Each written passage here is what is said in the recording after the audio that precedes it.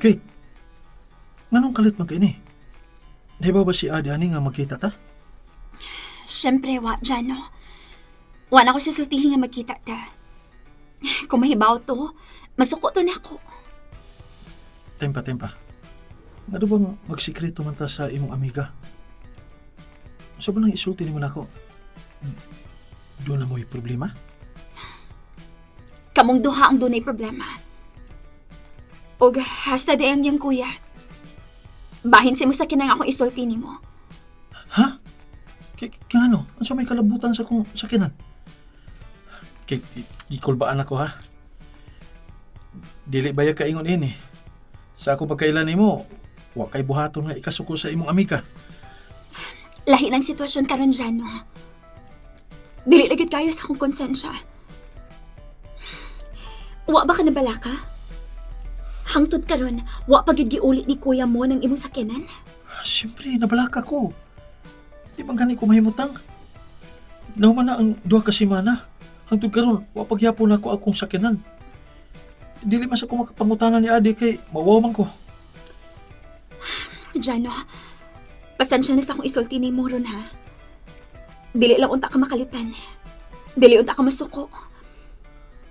Pero muraga, dili na mabalik nimo ang imong sakyanan. Nag-inutok ang pamilya sa imong girlfriend. Giminaruan ka nila. Nasud ka slaang. Ganina pag ko naglibog ni mo, Kate. Bisag kung saan lang gipanulti ni mo, gipunaan pag ni mo akong kabalaka. Bisa mo tagog kapraning sa kusakyanan.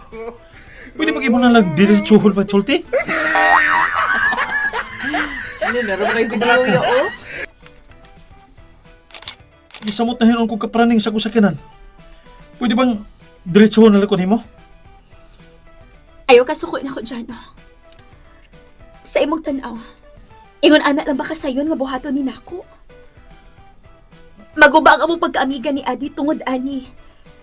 Pero tungod kay doon ako'y konsensya, sultihan ti kas tinuod. Gibaligya ni Adi si ang kuyang imong sakyanan. Unsa? Kate, magtarong. Sigurado kasi mong gipanulti? Kate, unsa may nakaon ni mo? Unsa man lang may gawas imong baba? Kung imo kong gitripingan, kung gitripan ko ni mo, undangan na. Huwag ko mahimot.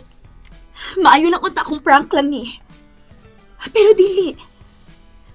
Gani ako, di ko makatuo nga makahimo sila inini mo.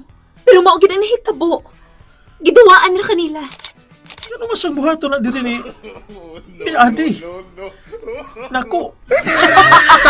Tol.